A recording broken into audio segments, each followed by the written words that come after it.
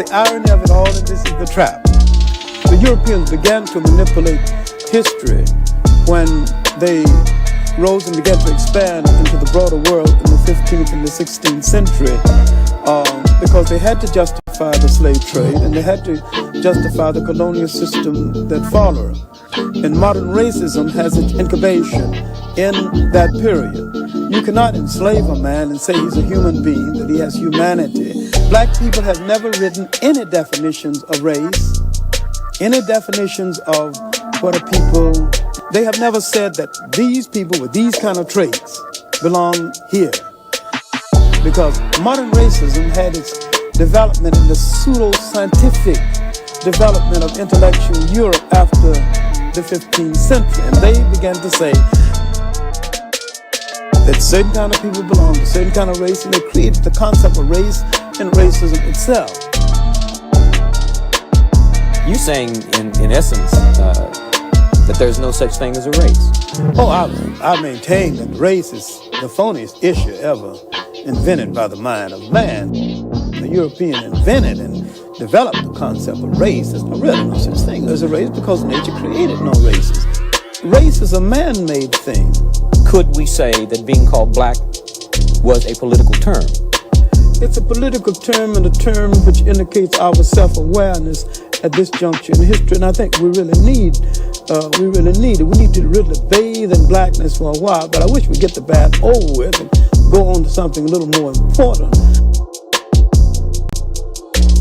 Black in itself is not an ethnic term. Black tells you how you look, but it don't tell you who you are. We are essentially an African people. Wherever we live on this earth, we're essentially an African people. And we relate to the millions of African people throughout the world, including the uncounted millions of Africans in Asia.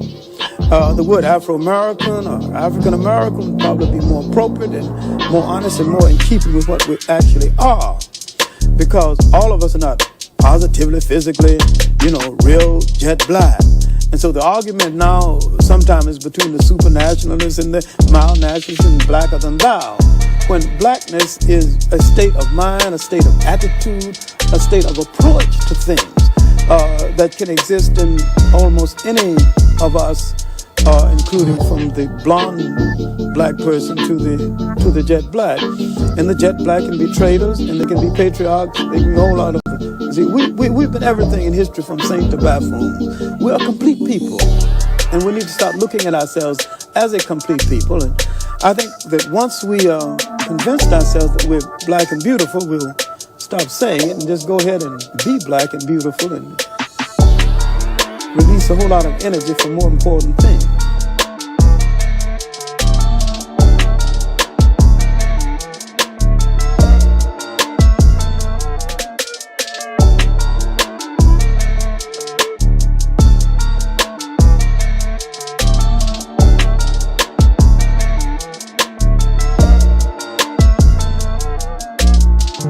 And we need to start looking at ourselves as a complete people. And I think that once we convinced ourselves that we're black and beautiful, we'll stop saying it and just go ahead and be black and beautiful and release a whole lot of energy for more important things.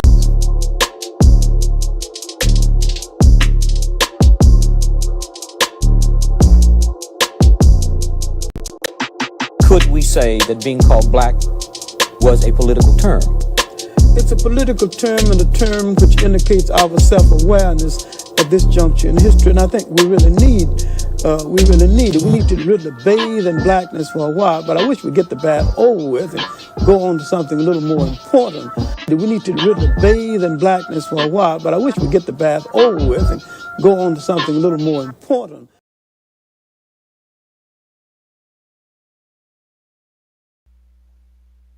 All right, ETM Hotep. Hopefully y'all can hear me.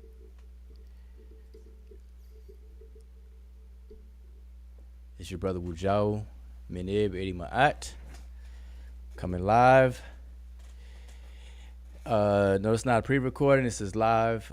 Just do a brief show tonight. Got the chat on, and you tuned into the Sesh channel. And I just want to briefly just kind of make some announcements tomorrow, Saturday at 12 p.m. Eastern Standard Time, I'm doing an open house discussion on Zoom. And so I made a couple of announcements, a few days ago. So it's like a last minute announcement. So if you're free tomorrow at 12 noon, Saturday, just join the panel. It's open for anybody. And what we're going to discuss is the ancient Egyptian language, the processes in learning it, and how it's being taught, how I teach it, and I'm taking any questions about it, and things like that. So hopefully, you all can make it and come out. So now, in order to get there, it's totally free, by the way. But in order to get there, you have to be a registered user on SaberUniversity.com.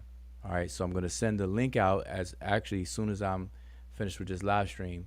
I'm going to email the Zoom meeting link out to everybody who is a registered user on Saber University. So I'm going to send the invite out that way. So I'm going to send it tonight once I'm off here, and I'll send a reminder tomorrow morning. But remember, 12 p.m. Eastern Standard Time tomorrow. Open house. All are welcome. You're welcome. If you straddling the fence about learning the language, or you have some questions about learning the language, or you just want to be nosy, you want to know what's the benefit of learning language. It's a dead language, dead culture. Why should you learn it? Things like that. I always get those kind of questions. So just please make sure that if you can make it, just come on through. All right. Just have a nice build session tomorrow, 12 p.m. And I see Kafre Almo said, will it be recorded? Yep, definitely. It's gonna be recorded. And once it's recorded, I will upload it as well. All right. You said on the night shift, unfortunately, I won't be able to make it. Kafre Almo says, well, I'm saying 12 p.m. in the afternoon. So, maybe where you are, that's equivalent to night shift. Or unless you saying you're going to be asleep. You got to get some sleep for the night shift. I could definitely understand that. So, yeah, I just want to, kind of keep reiterating that. And please spread the word. Anybody who may have talked about the ancient Egyptian language, has something to say about it or whatever, invite them, and come on and hang out. Not too long. We're just going to be chit-chatting a bit tomorrow, 12 p.m. All right. And so this is kind of it's like an open house primer to let people know how the classes go, and then in hopes that people who are looking forward to learning a language, that they can go ahead and make that move. All right. But again, tomorrow's open house, and we're going to do it through Zoom, get more people that way. So come all, spread the word, announce it on, post it on Facebook, share, and help us out. All right. So other than that, now I do want to say this. I just now left Kofi Paisai Research, Kofi Paisai TV, YouTube channel, and Kofi impaneled some brothers and sisters, including myself, who are aspiring authors or authors. I think one person is working on a book, but everybody else have published something. And it was a very, very good panel, very good discussion.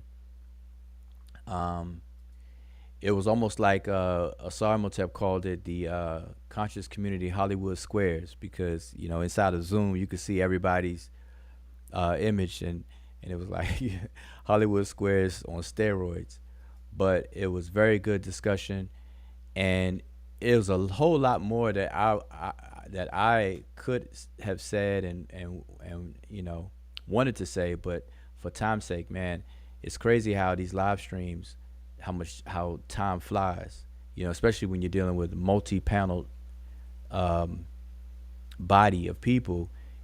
You want to get everybody a chance to talk, so you definitely got to be disciplined. But there's a lot that I wish I could have said and wanted to say, but it was excellent. So make sure you all check that out. Kofi Paisai TV YouTube channel, KOFI, I believe, Sister Emmy Cat may post the link inside of the chat.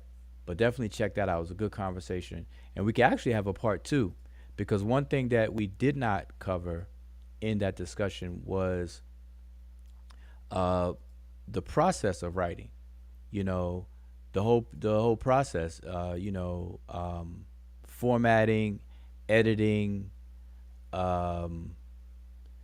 The book itself, the trim size, what size should it be, what fonts are what font size, the cover, back cover, all of that. We didn't touch on that, and I think Kofi wanted to initially, but the show went on for 3 hours, so maybe we could do a part 2 to that.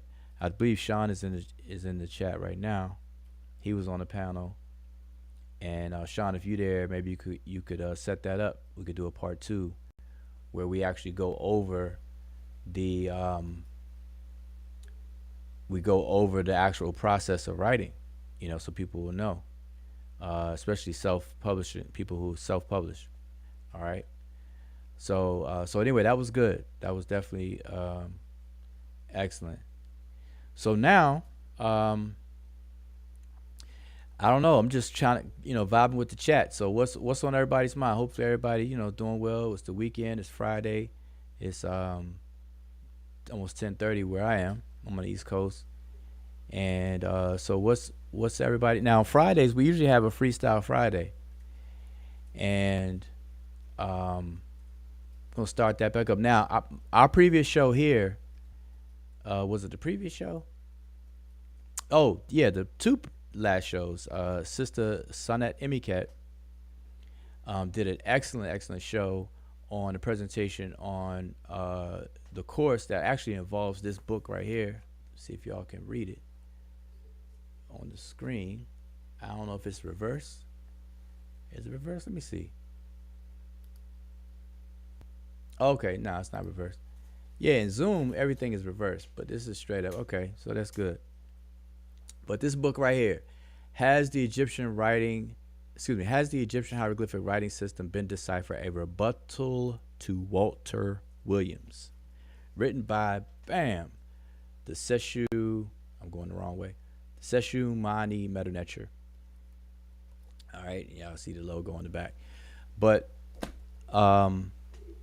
so what Emicat has done was to take the book and create a course out of it, a brief course to make sure that you understand and you follow the book. So it has quizzes for each of the sections and things like that. It was it's done very, very professionally. Every section has a video that goes along with it, and she put a lot of time into that. So definitely check that out. And I'm sure that she probably already, and I see that she did put the link in the chat. She beat me to it. So definitely check that out. Now, most things that we do on Saber University are absolutely free. This particular course, you have to buy the book. And so the way it was is that, you buy the book, you enroll in the course for free, basically. But Sonnet Emicat revamped the course, put a little more time to it, polished it up, and made it, top-notch quality. And that's really raised the bar and set the standard for all of the courses. And she's forcing me. I'm gonna have to go back, and I'm revamping the entire language course. Especially when I publish the grammar book.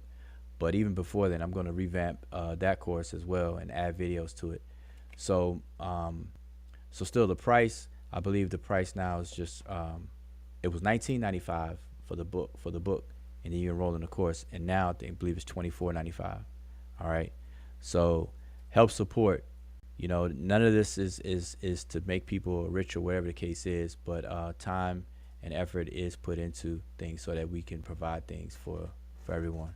I see Kofi Paisai is in the building, Brother Sean, and also I'd like to congratulate the Brother Kofi for his book release, and that coincided with the panel that we had and the discussion.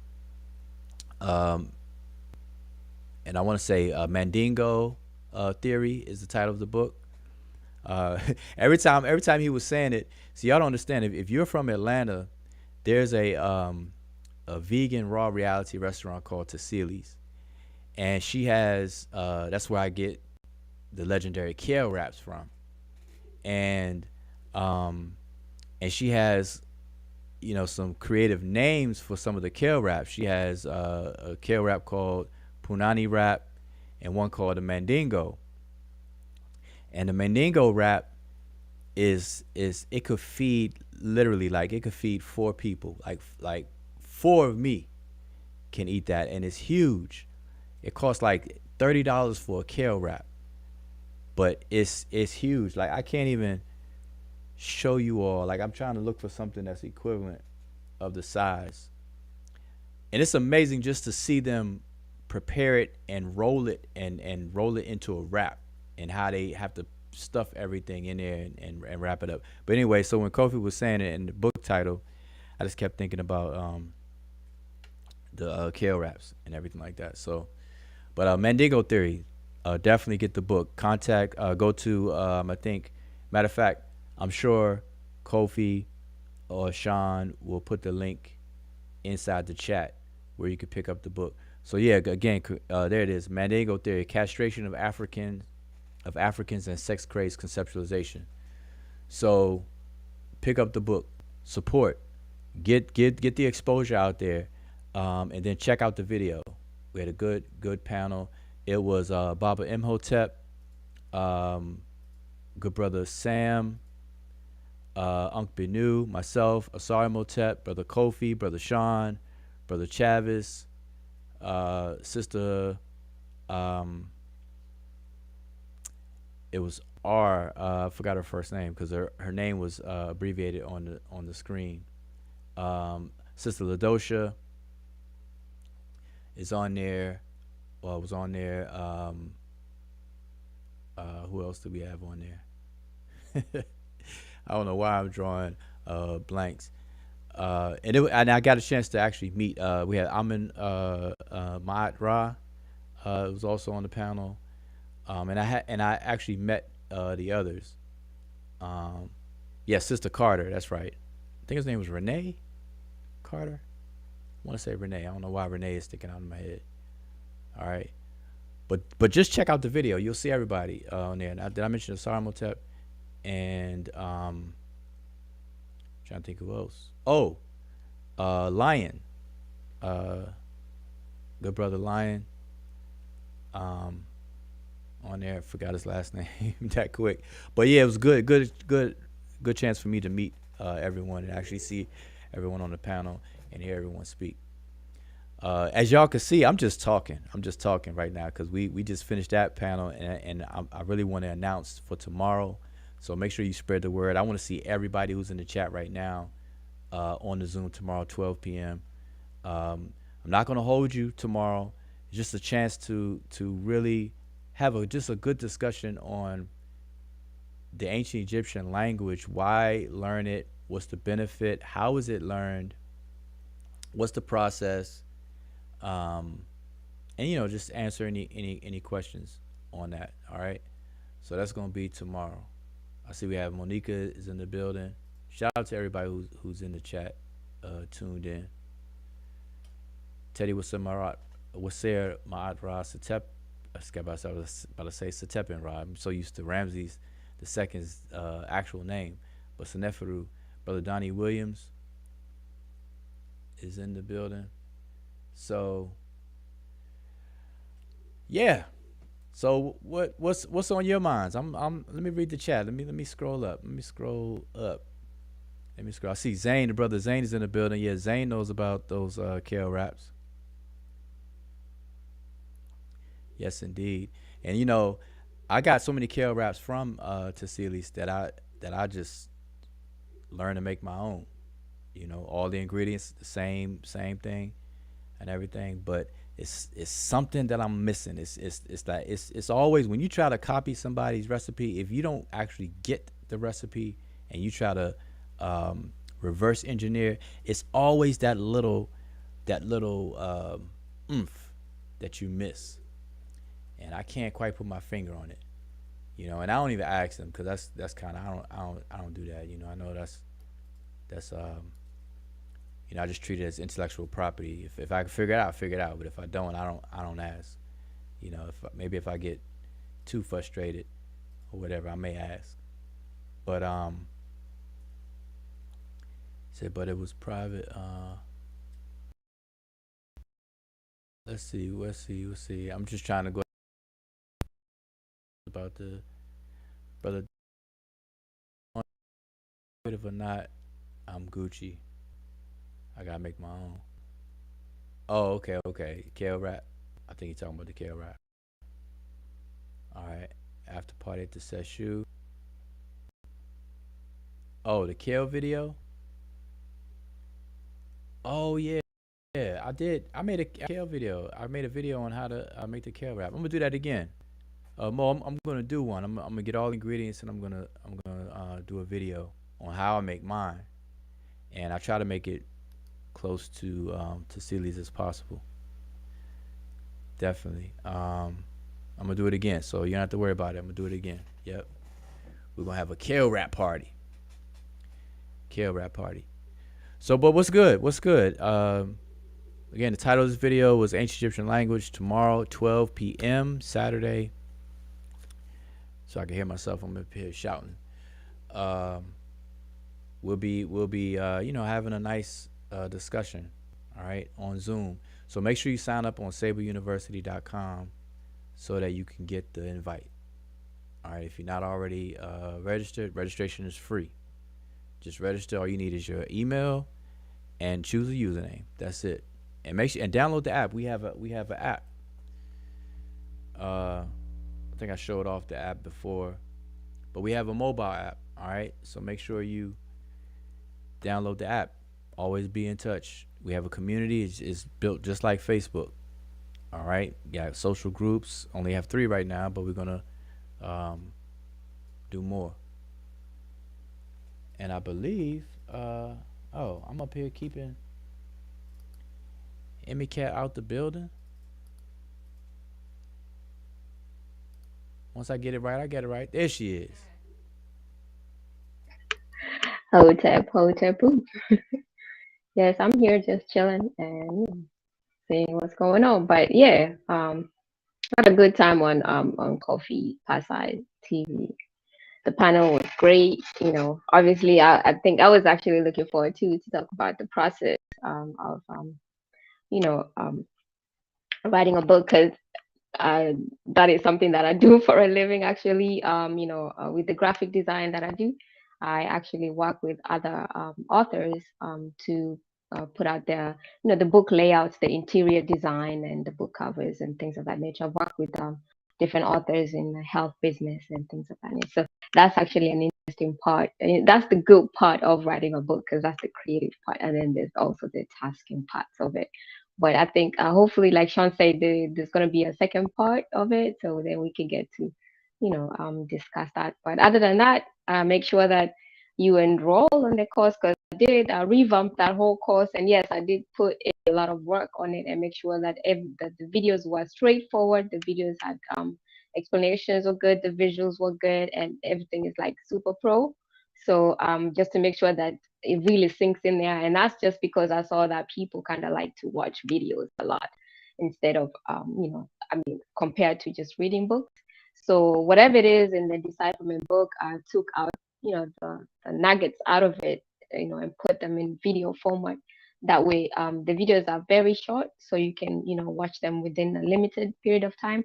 And then and that's in every section.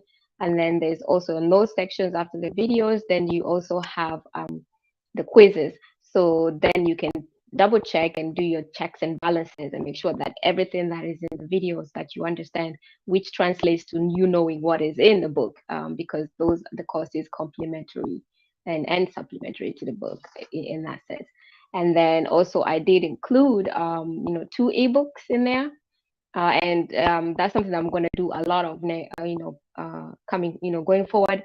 I'll be doing a lot of not just the publishing of like soft covers like paperbacks and whatnot.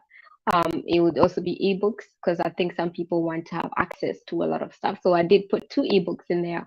There's one that is a checklist, and that checklist is like if you don't have time and you just want to make sure that you get all the topics like just by quick glances, and you get all the nuggets out of it. So you have the checklist, and then you have the decipherment method, which actually goes through the logic of, what is it, like where you actually, go through what the decipherers, what's their mind frame, what are they deducing when they look at this, and why do they, how do they look at, like, you had said, you talk about, like, oh, they said they deciphered Cleopatra.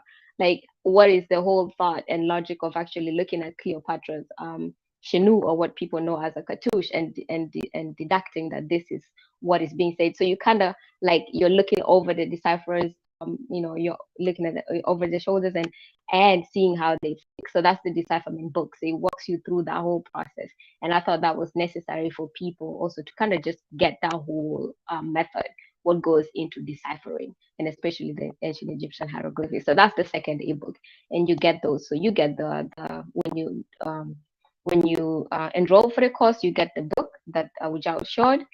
That is, the book, that the Sesh book, and then you get the 2 ebooks, and then you get the course in it, and with fun and interesting quizzes in it, and good stuff. So I'm actually, and I definitely guarantee that once you finish it, you will be able to explain to anybody. Like, if somebody is asking about decipherment, you'll be able to explain, this is what it is, these are the processes, this is what who did, this person did this, and then this person came and did that, and then this other person came and did that, and this is how all this we're able to do, and talk about this. You'll also be able to see when people mess up, and and mix up the terminologies. When somebody says translation, you actually get to understand what is translation, what is decipherment, and when people talk about writing systems, you actually get to understand why is ancient Egyptian hieroglyphic writing system what it is. Why is it different from the Latin script, and why is it different from another type of script, like the Gi script from Ethiopia, let's say? What are these writing systems about? Why are they different? Why are they similar? And things like that. All that information is completely necessary to understand not just decipherment, but also just writing systems, especially if you're studying, Sesh, Medu, Netcher.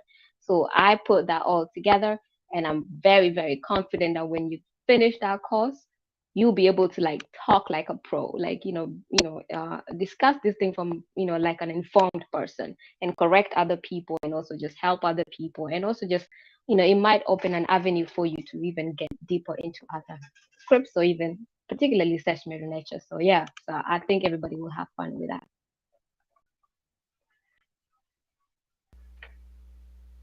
All right.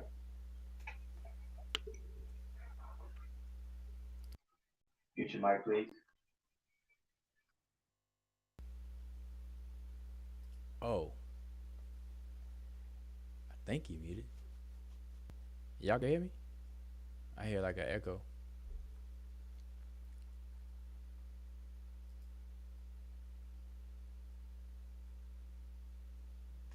Press 1 if y'all can hear me, cause I don't know if that wiped me out. Oh, you can hear. All right, cool. That was weird. All right, so what else you got? Okay, so let's go back up to Uncoma's comment. Where did it go? Yep, he said Freestyle Friday, spell 148. Let's go. All right, so Uncoma, we're gonna do that because you have requested that, and because instead of just freestyling it, what we wanted to do, because of what it is and what it talks about, we wanted to kind of really go over it, and so spell 148. For those who don't know, he's talking about coffin text, spell 148, and it's a text that begins with I believe it is the phrase iret. It's the making or the formation iret of the forms keperu imbik. I believe that's when we go over it, I'll be able to know. We'll be able to know for sure. But I believe it's iret keperu imbik, which is the phrase that means the making of the forms as a falcon. All right, and so the whole text is about becoming a falcon, basically taking on the form of a falcon. And it's very interesting because in that text, you'll see where you see where people can get some similarities or some ideas about linking Christianity to ancient Egypt and things like that. Where all set. You have the angel Gabriel in the Bible, coming to Mary in the Bible, and your story surrounding that. But then you have in this particular text, you have something that sounds similar, where instead of Mary, you have Osset. She's all of a sudden becomes pregnant or whatever by this thunder and lightning or whatever, or this actual meteor strike, this meteorite hitting the earth or streaking through the sky, which kind of ties into the three wise men and how they follow the stars and stuff. So it's very, very easy to kind of make those correlations. So, in coma, but I wanted to kind of go over that. So, maybe you can come on the panel when we do that. So I want to do that soon. So maybe next Friday. All right, maybe next Friday. All right, I didn't really prepare to do it Friday, and plus we just got off the panel from Kofi Pipeside TV. All right, so but I haven't forgotten. So I know you asked about that from before. But we want to go over it. We want to show the glyphs. We want to do the transliteration, translation, and even go over some grammatical issues, just to kind of show people what's what and how you really have to get down in these texts and stuff like that. All right, so hopefully that's all right with you. So what else is going on? What's we're at the end of September. Today is the last day of September, right? Yeah, tomorrow's October 1st. I don't know about you all, but like 2 weeks ago, I started seeing Halloween candy and everything. It's like these holidays, boy, the markets, the stores, they don't play. Like, I'm surprised I don't see Christmas stuff yet. Christmas trees and all the Christmas lights and stuff up yet. But that's coming. That's coming real soon. But they don't skip a beat. See the pumpkins outside and the Halloween candy, everything. So it's they don't skip a beat. Yeah, Kofi. Yeah, yep, exactly. You said, let me know when you want to do a part 2 so we can talk about the process. Yeah, that's what I was saying earlier. Yeah, let's do a part 2 because we could talk about that. I think that's important for people to know and inspire people to write, whether they self-publish or even want to make their work as sharp as possible to get it published by a third-party publishing company or what have you. And I would definitely like to talk about that. And what we didn't talk about is the pros and cons of self-publishing, because although it's nice to have agency and control over your work, if you're a self-publisher, there's some caveats, there's some obstacles with that as well, So depending on what your intentions are and everything, I think we need to talk about that also. Yep, I think we definitely need to talk about that. Yep. So let's make it happen. Just let me know. Let me know when you want to do it. Part 2. Yep, I'm available. I mean, just kind of let me know like you did before. Yep, definitely. So, but what else is going on? What else good? Now, listen, I hope that we can get past at some point this year. Like, I don't want to go into 2000 and I can't even say it that way, because Asar will be publishing his book in the beginning of next year on the meaning of the place named Kemet. And so I know when he publishes his book, there has to be time for people to read and digest it, one, and two, discuss it and things like that. So it's gonna definitely stir up the conversations and keep the conversations going for a while. But so what I was gonna say is I hope that we don't have to go into the new year rehashing those issues or faking arguments and creating arguments that really aren't arguments and things like that. But I have to eat my words. I have to take that back, because I know at least half of next year, we're still going to be dealing with it. So I just got to accept that and just live with it. Just live with it. But something interesting that I saw on Facebook is a conversation about God, right? As if God is not a good conversation, but a conversation about God. And it was a comment that was made.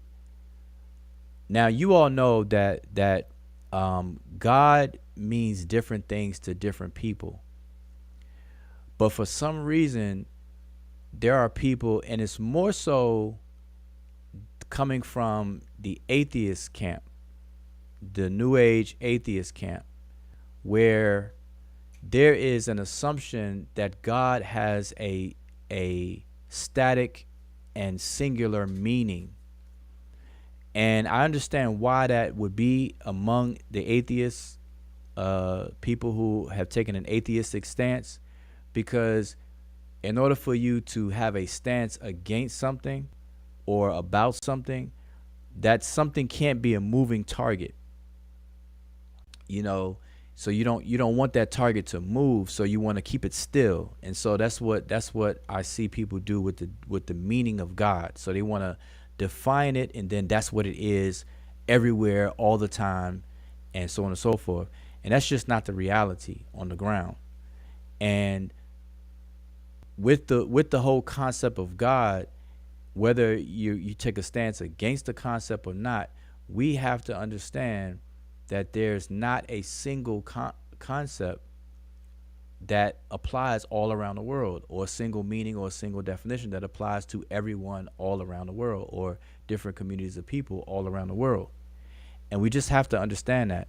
And so me glancing at the conversation just reminded me of that, where in some societies or some communities, God, what would be equivalent to, or the closest equivalent to, what in a person in the United States mind is of God, or the West as they say, in a different community would be existence itself. And so the comment I saw was that God doesn't mean existence. And I found that to be very strange and to be very dictator-ish, because for people to try to tell people what they mean by God is kind of insulting. And people do it in order to argue or to have a stance for or against something, instead of allowing whatever that is, or whatever the person is saying, to express itself, or him or herself, and then have a conversation accordingly. And so I find that to be the case a lot of times, and I run into those issues many times in talking about the concepts of God, especially dealing with ancient Egypt. Because here's the thing. Let me ask you all a question. What time we at? Oh, I have 8 minutes, y'all. So I'm gonna be quick. Here's a question. All of this falls under the discipline of semantics. Okay, semantics is the word for meaning. There's a whole discipline on studying meaning. All right, and a lot of people ignore that. That's like a slept on subject that people don't realize. We just think we know what meanings are and how words are defined. We look at the dictionary. The dictionary is our end all be all authority on meaning, and that's just not the case. You take any semantic course, that's one of the first things you'll learn. But besides all of that, here's the thing. And I talk about this a lot, and I'm not going to share my screen and do all that stuff. As you see, we had the cameras on tonight. So what we call a word has two components. It has the signifier and that which is signified, and then the link between the two. Now, the signifier is what's called the form. That form could be verbal or it could be written. If it's verbal, you're going to hear it. If it's written, you're going to see it. So we have the eyes and the ears are involved with the form. On the signified side, you have the concept or the meaning. This is the semantic side. All right. The form side is tangible. You're either going to see it or hear it. On the semantic side, it's intangible. You're not going to see or hear it. It's purely psychological. It's abstract. It's intangible. All right, that's what the concept is.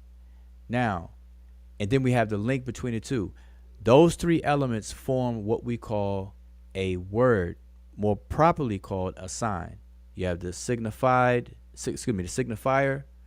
and the signified, and then the link between the two. All right, so now keep that in mind. So, here's a question. When we translate something, what is translation? Briefly, translation is a semantic endeavor. So translation is all about meaning, right? So when we translate something, we're moving meaning from a source language over into a target language. Okay, so if you want to translate, let's say, a concept among Spanish speakers into a group of English speakers, then you would have to match concepts and then find out the corresponding forms. So I'm gonna give you an example of that. I'm gonna give you an example. In Spanish, there's a concept of a square structure. It has windows, it has a front door and a back door, it has a chimney, it has a front yard, backyard, and a garage. All right. So picture that concept in your mind. You're a Spanish speaking person. You're among the Spanish speaks community of people. You're going to attach that concept and you're going to link it to the form CASA if you were to write it. CASA. If you were to say it, it's the word, or it's pronounced casa. Casa. Okay? So remember, you got that concept in your mind, or you may be looking at the object. You may be standing right outside looking at this structure, and in your mind, you're attaching that structure to the form casa. All right? Casa. And if you want to be definitive about it, you say la casa. All right? As Zane pointed out. La casa. See that over there? La casa. Now,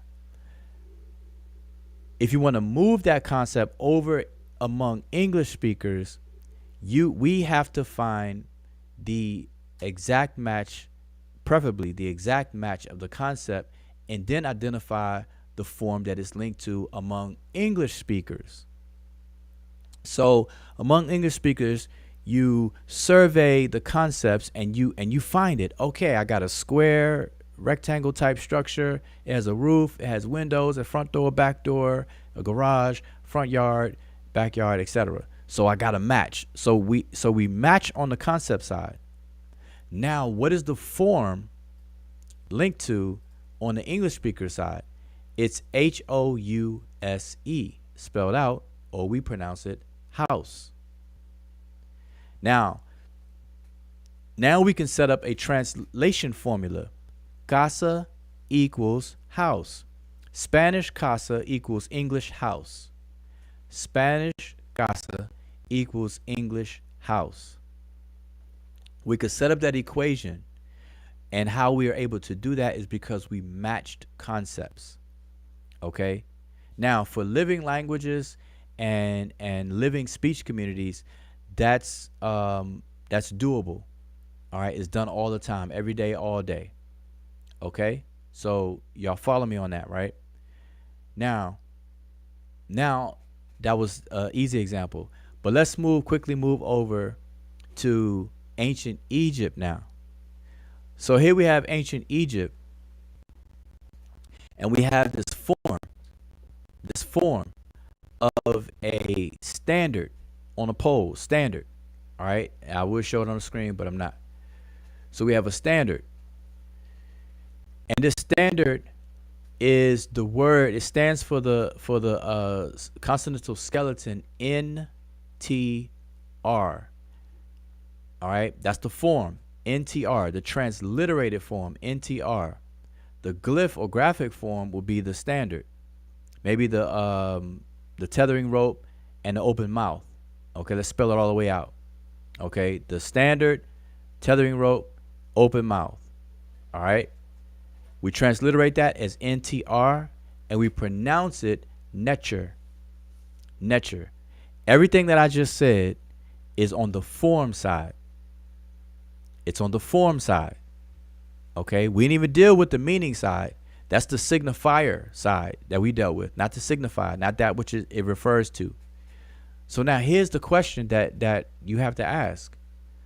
How and who and why did that form that we pronounce Netcher, we transliterate as NTR, N capital T R, etc., or in the glyphs, the standard, the open mouth, the tethering rope and open mouth, how and what was the process for us to equate that on the semantic side with an English word, God? Do y'all understand that? Now, we take it for granted, but we better go back to the basics in the beginning. Because we know the English word God, G-O-D, whether it's capital, initial cap, all caps, lowercase, whatever the case is, G-O-D is a form. We pronounce it God, we spell it G-O-D. We link it to a concept. Okay, a concept in our minds. It's intangible itself as a concept, and it's on the semantic side of what a word is. Okay? How is it? Why is it? And what was the procedure for people to equate that with the ancient Egyptian form Netcher?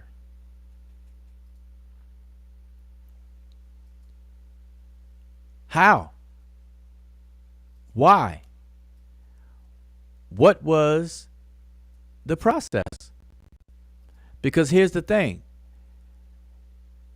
I can pull up a text right now, and if Netcher if we were to set up an equation and say Netcher equals God, that means A equals B. So that means I can substitute Netcher with the word God in any text. I can pull up a text right now, and you will see that God, if I swap out the word Netcher and put God there, it's not gonna match what English speakers conceptualize when they utter the word God or spell the word G-O-D. And then we could narrow that down among English speakers and then separate it between Christians, between English speaking Muslims and English speaking Jews, etc. You see? So these are all important things. And so it takes work to actually tease all these things out, or you have to be mindful of when you're having these conversations about who or what is God to what people and so on and so forth. So, and that's a huge undertaking, and people don't want to do that. So people tend to just dictate and just throw a meaning on God and just make it apply to everybody around the world. And then do so and then say, I'm against that. I'm anti that. Therefore, I'm an atheist. When they don't even know. Now, what I'm going to do, I don't have time tonight. I'm just trying to be brief tonight. But what I'm going to do, I'm going to use a use case. Everything I just said, I'm going to show an example, but I'm going to do a use case with the word Negro. All right, and I'm going to show you and demonstrate the problems of people creating this one size fit all definition and then dictate that and make it apply to everybody around the world. And before I even do that, just look it up yourself. Look up the word Negro and how it's applied and used around the world. And you're going to see there is no one single use or meaning or definition of that word, but yet it's spelled the same, pronounced the same, or very similar around the world when the form of it is used. All right. And so, you know, I'm gonna walk through that with y'all. That's something you all can look forward to. And I'm doing it for the purpose of people understanding that when it comes to other cultures outside of your own mother lived culture, you got to be careful. This stuff can't be microwaved. People going around, you know, thinking and acting like they know what's really good in the hood of these other cultures and have so much to say and argue, fuss, and fight and debate about it when they really know little to nothing about it. And they need to keep their mouths shut about it. And so that's, you know, that we need to practice that. So anyway, really, I want to just come on and again congratulate the brother Kofi, and to also announce tomorrow, 12 noon, Saturday, 12 noon. Register at Saber University. All you need is pick a username, give your email, and I'm going to send the invite. Matter of fact, I'm going to send the invite as soon as I close this out, and again in the morning. All right. So I don't see any last minute statements or anything like that. I see Zane, La Casa, Las Casas. Desharab says, Geese is deciphered like all other Semitic scripts, unlike Latin and the hieroglyphs. Okay, that is confusing. When you say Geese is deciphered, I'm not sure what you mean by that, because what's confusing me is Latin, there's no need to decipher Latin. So you kind of lost me on that. Matter of fact, English, we're using the Latin orthography to write English. So I don't quite get that. I'm not even gonna speculate on that. You're gonna have to clarify that. That's your clarify that. All right. Okay, Desharab says, if the glyphs were deciphered, we'd know the words.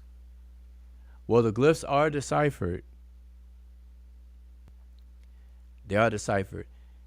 And Desharab, I would definitely recommend you get the book. This book right here.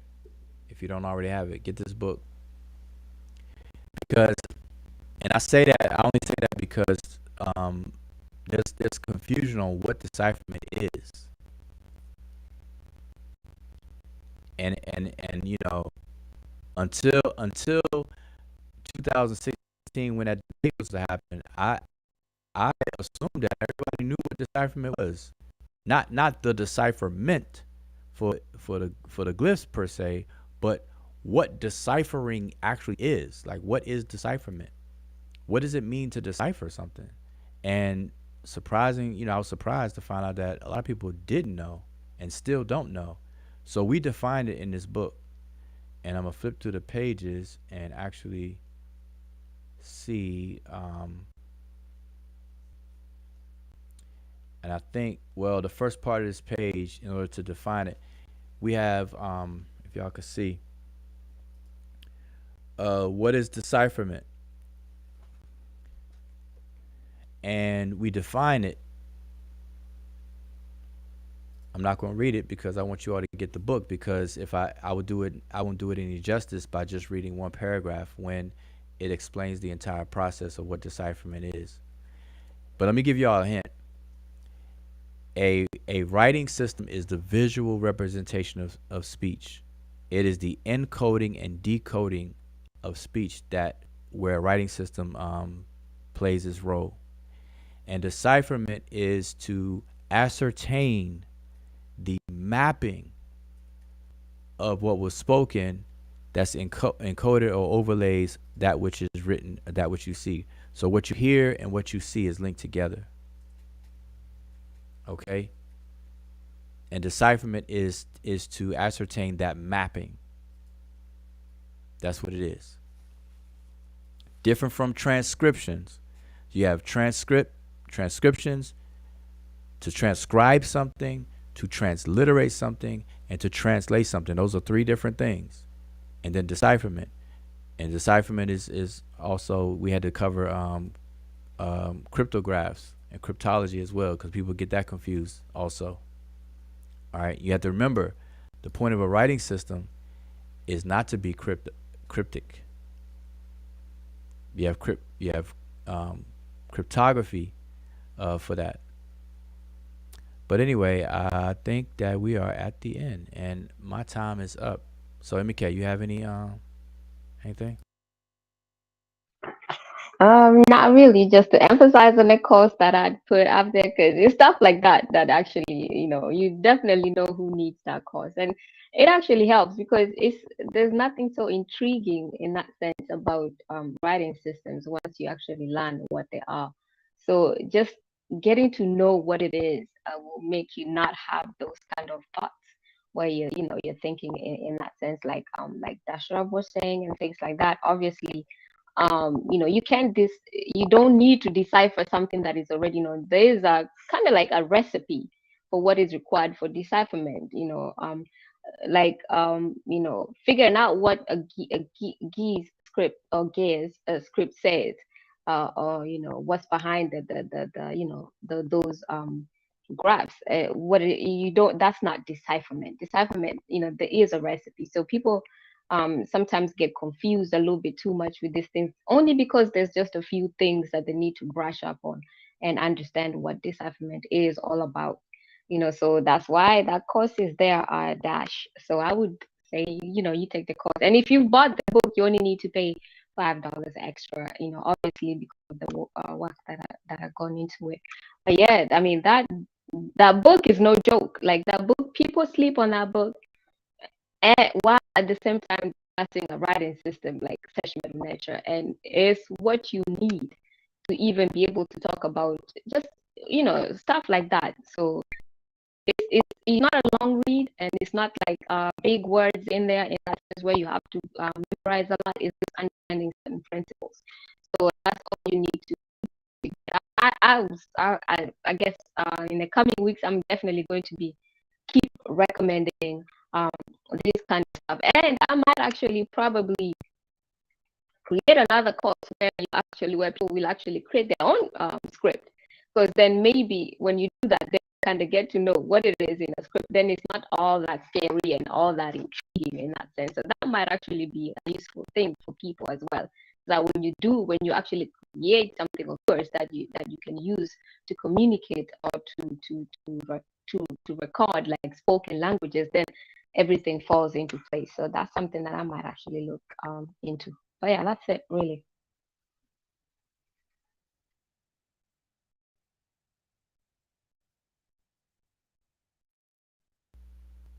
All right. Desharab, there's a section in the book about the Rebus Principle, and I know you've said this a few times about the Rebus Principle and everything. So, and I wish that one of these times you'd be able to pop up on the panel here when we share the link and come on here and to be able to express yourself on what you mean by the Rebus Principle, because I don't know that you know what the Rebus Principle actually is. I wouldn't know that, so because I haven't seen you articulate that you know what the Rebus Principle is. But it seems like you have something against the Rebus Principle, especially when it comes to the Sesh, Medu, Netcher, or the ancient Egyptian hieroglyphs. All right, so maybe you can elaborate, and we can have a discussion on that. But for those who don't know, I'll just read what we have, this paragraph out of here. Under the Rebus Principle, it's page 34 for those of you who had a book.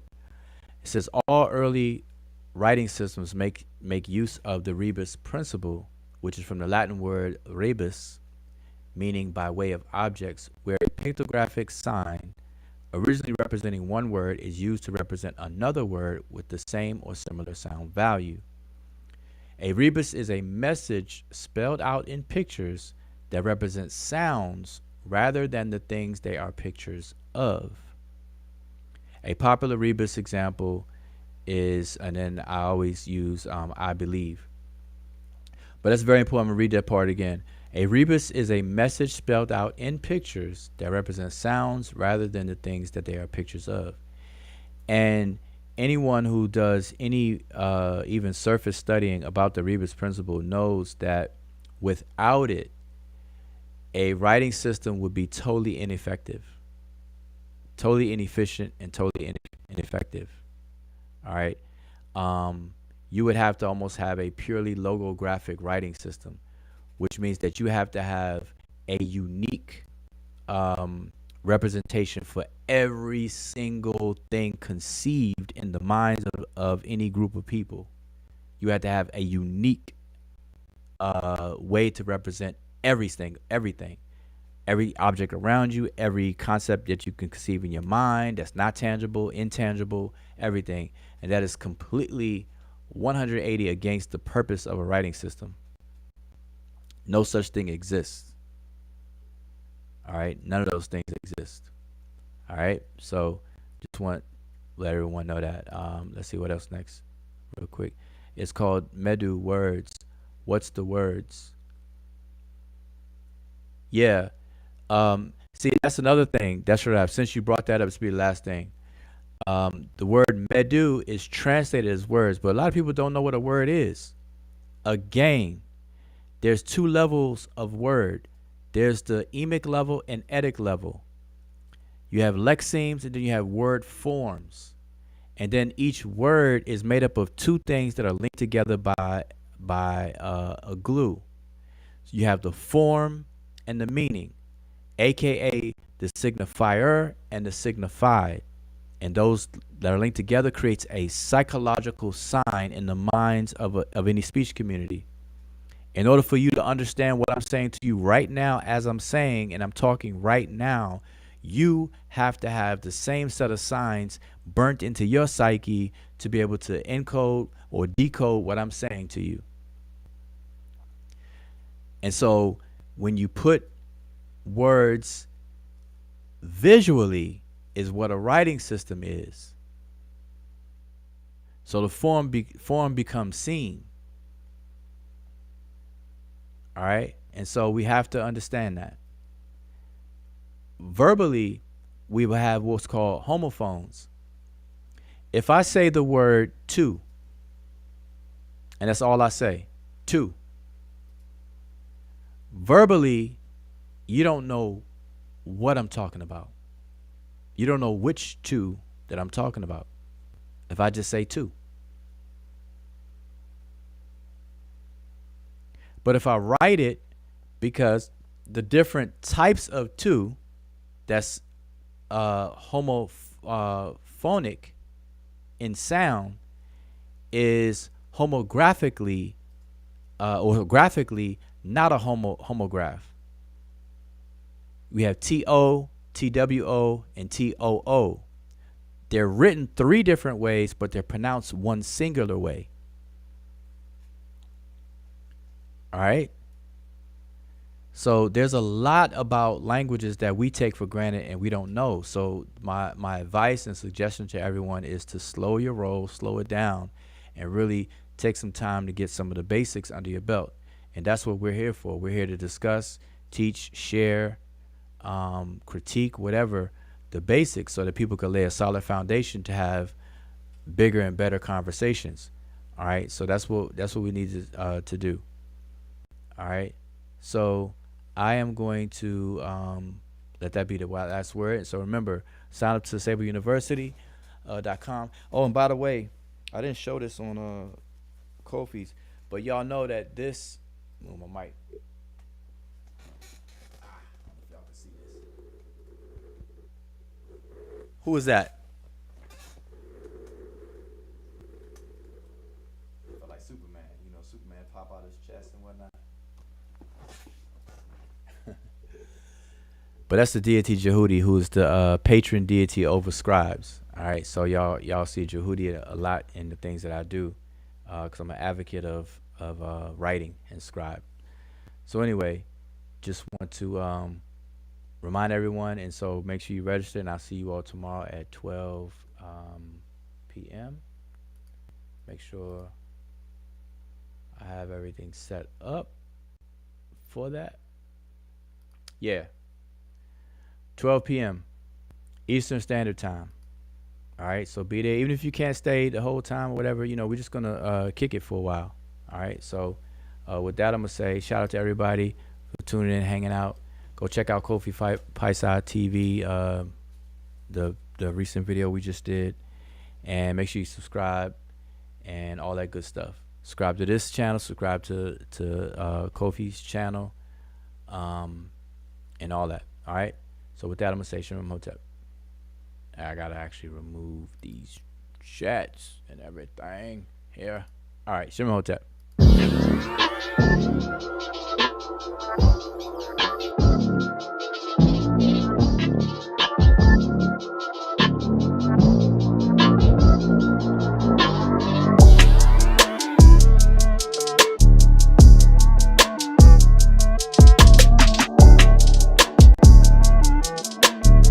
This is the irony of it all, and this is the trap. The Europeans began to manipulate history when they rose and began to expand into the broader world in the 15th and the 16th century because they had to justify the slave trade and they had to justify the colonial system that followed.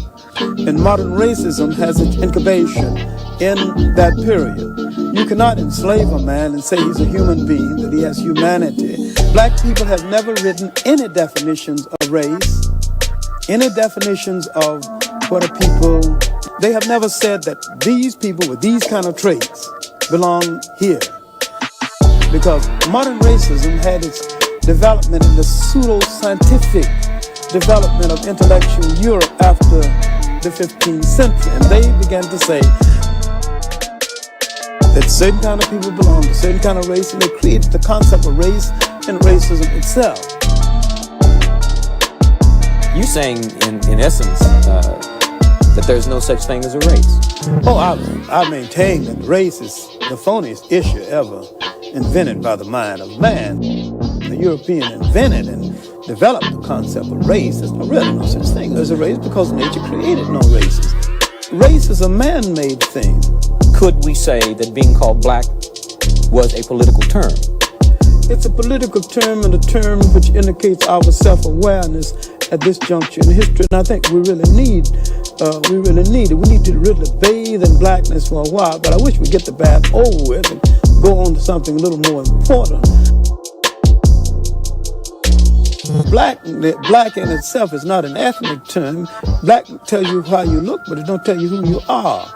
We are essentially an African people. Wherever we live on this earth, we're essentially an African people. And we relate to the millions of African people throughout the world, including the uncounted millions of Africans in Asia. The word Afro-American or African-American would probably be more appropriate and more honest and more in keeping with what we actually are. Because all of us are not positively, physically, real jet black. And so the argument now sometimes is between the supernationalists and the mild nationalists and blacker than thou. When blackness is a state of mind, a state of attitude, a state of approach to things that can exist in almost any of us, including from the blonde black person to the jet black.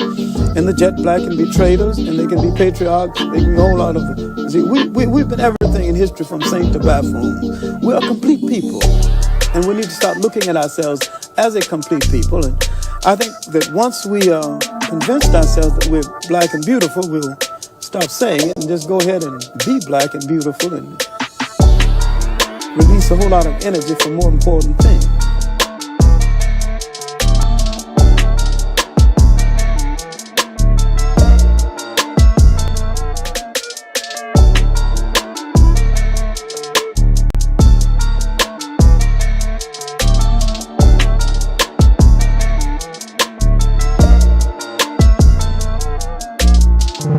And we need to start looking at ourselves as a complete people. And I think that once we convinced ourselves that we're black and beautiful, we'll stop stop saying it and just go ahead and be black and beautiful and release a whole lot of energy for more important things.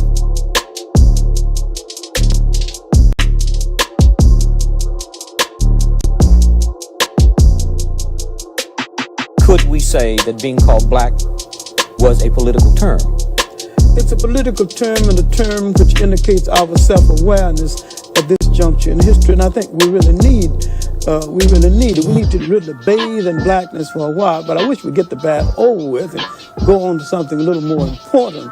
We need to really bathe in blackness for a while, but I wish we'd get the bath over with and go on to something